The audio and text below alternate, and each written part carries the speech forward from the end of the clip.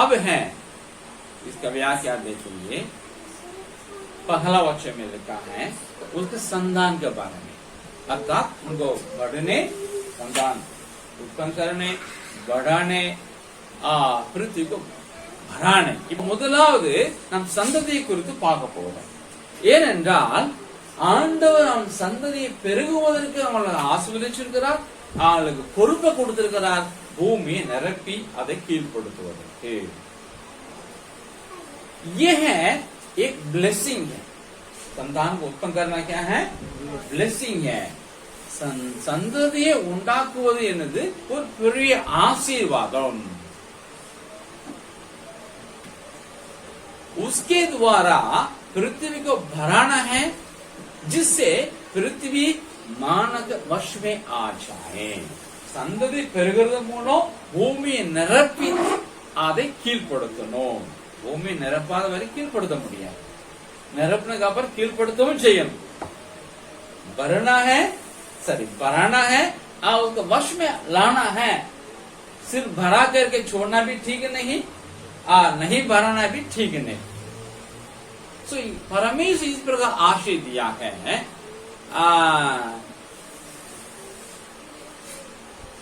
दूसरी भाषा में हम देखते हैं वो बच्चा पैदा करना हवा के लिए, स्त्री के लिए कैसे आता है दिखने में, देखने में दंड के रूप में ना, है ना.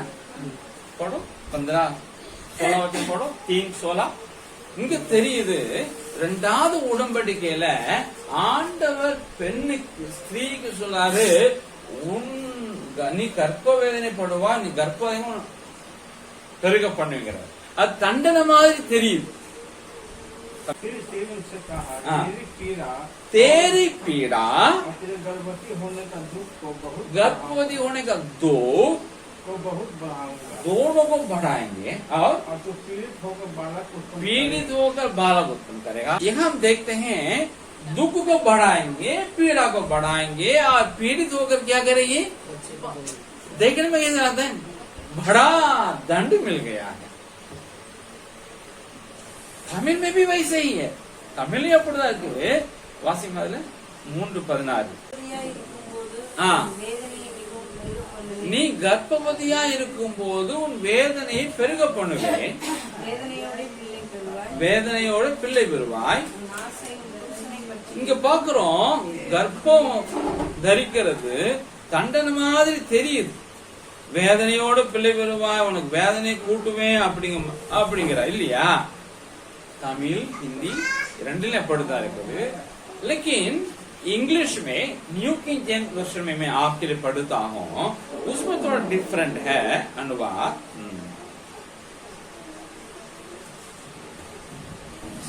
தமிழையும் இந்தியிலும் நல்லா இந்த மொழிபெயர்ப்பு இருக்க காட்டிலும் என்கேஜேவி வெர்ஷன் அழகாக நான் படிக்கிறேன் உங்களுக்கு. I will greatly multiply your sorrow and your conception. நான் நீ கர்ப்பம் தரிக்கிறதையும் பெருக பண்ணுவேன், துக்கத்தையும் பெருக பண்ண, அப்படி எழுதிருக்குது. Again, I will greatly multiply your sorrow. दुख को बढ़ाएंगे, वेदने பெருக பண்ணுவேன். लेकिन साथ ही साथ ये भी लिखा है and your conception, நீ கர்ப்பம் தரிக்கிறதையும் பெருக பண்ணுவேன். That means इसके द्वारा मानव जाति बढ़ता जाए. இவள் மூலம் மனித இனம் பெருகிக் கொண்டே இருக்கும். துக்கமும் உண்டாகும், कैपेसिटी उंडाகும்.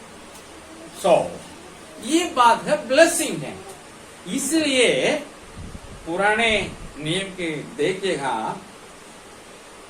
आपको पता है ना क्या है, राहेल और क्या है लिया के बीच में कितना झगड़ा हुआ. इन लोग इसको ब्लेसिंग के रूप में समझे और अनुभोगे और ब्लेसिंग रहे, जिसके द्वारा बहुत बड़ा एक राष्ट्र इस्राएल आज है, अस्तित्व में है. इन लोग लड़ाई के कारण 12 கோத்திரங்கள். பழைய ஏற்பாட்டு காலத்தில் ஸ்திரீகள் இதை ஆசீர்வாதமாக தான் பார்த்தாங்களே, தண்டனையாக பார்க்கவில்லை. ஆகையினால்தான் அவர்கள் அதிகமான பிள்ளைகளை பெற்று மனித இனம் பெருக செயல்பட்டார்கள். அதை ஆசீர்வாதமா நினைத்தார்கள், அனுபவித்தார்கள்.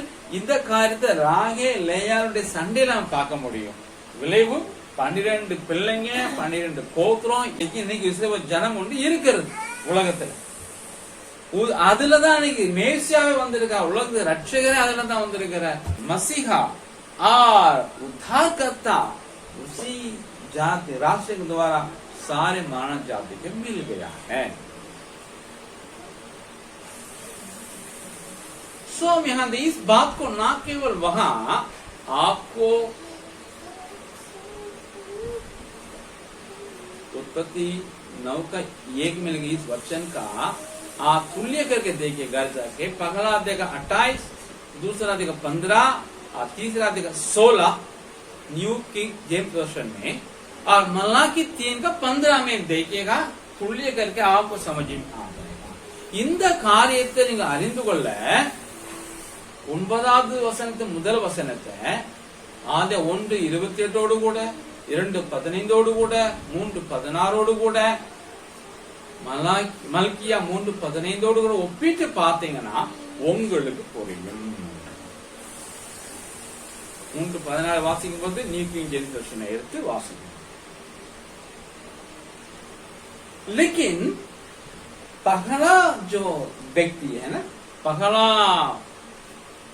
पूर्वज जो आदम है, ये बाद में क्या हो गया? फेल हो गया।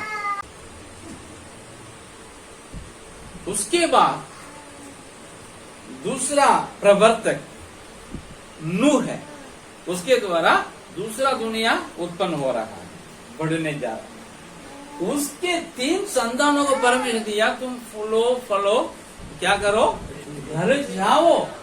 लेकिन उन लोग जरूर फूले फले और भर जाए, लेकिन पृथ्वी भर में नहीं, छोटा सा जगह पे जो प्लेन था, समतल भूमि था, यहाँ रहेंगे।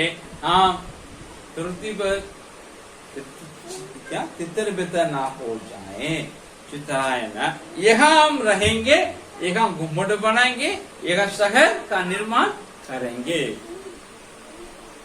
पहला फेल हुआ उत्पन्न करने में, दूसरे में हुआ लेकिन वो सफल इसलिए नहीं हुआ, उत्पन्न किए लेकिन भराया नहीं, जिसके कारण वर्ष में नहीं लाया गया है। முதலாவது தகப்பன் அவன் தேவ பக்தியுள்ள சந்ததியை உண்டாக்கி பூமி நிரப்பதில் ஃபெயில் ஆயிட்டான். இப்ப 2வது தகப்பன் நோவாவுடைய பிள்ளைகள் ஆண்டவர் சொல்லுகிறார், நீங்க பழுகி பெருகி என்ன பூமி நிரப்புங்க. ஆனா அவங்க பழுகுனாங்க, பெருகுனாங்க, அது உண்மை, நிரப்புனாங்க உண்மை, பூமியே நிரப்பல, ஒரு சின்ன இடத்தை நிரப்பிப்பாங்க, சின்னையா சம பூமியை நிரப்பிப்பாங்க. அவங்க என்ன சொன்னாங்க, நாம பூமியும் செதிட்டு போகாதபடிக்கு நமக்கு பேர் உண்டாகும்படி ஒரு கோபுரத்தை கட்டுவோம், ஒரு நகரத்தை கட்டுவோம். அங்க அவங்க ரிபல் பண்ணாங்க. ये बात आप जानते हैं। यही वजह है आपको स्वर्ग से परमेश्वर के पुत्र को उतर के आना पड़ा और अपने संतान जो उसके नाम पे विश्वास करते हैं, उनका संतान नहीं, संतान भी कहा जाता है को यशायाह की किताब में 53:10 में लिखा, उनका संतान ही लिखा गया है। और जितने लोग उसके नाम पे विश्वास करेंगे वे परम के संतान हो जाते हैं। ये पवित्र परमेश्वर के योग्य संतान है। और इन्हीं को यीशु मसीह क्या किया, कमीशन दिया, तुम पृथ्वी पर क्या करो, जाओ, सारे जाति के लोगों क्या करो, सुसमाचार सुनाओ। और लूका 24 का 47 में लिखा है, और मन फिराओ और पाप की क्षमा यरूशलेम से लेकर के सारे पृथ्वी में प्रचार किया जाना है। ये संतान कौन है, बोलिए, ये संतान कौन है? हम ही लोग हैं, तो हम लोग को क्या करना है? अभी सुसमाचार ले जाए, हर जाति के लोगों को सुनाए, शैला बनाए, यथासंभव जहां तक जा सके। जैसा मैं कन्याकुमारी छोड़ करके यहाँ आ गया, एक छोर से दूसरे छोर तक आकर के था करता, वैसे आपको भी जाना होगा। यथासंभव आप पाप क्षमा का प्रचार करें, ये काम करके पृथ्वी को भराए मसीहियों से, विश्वासियों से। यथासंभव अपने इलाका को बढ़ाए, उस इलाका को वश में लाए, मसीहियत को वश में।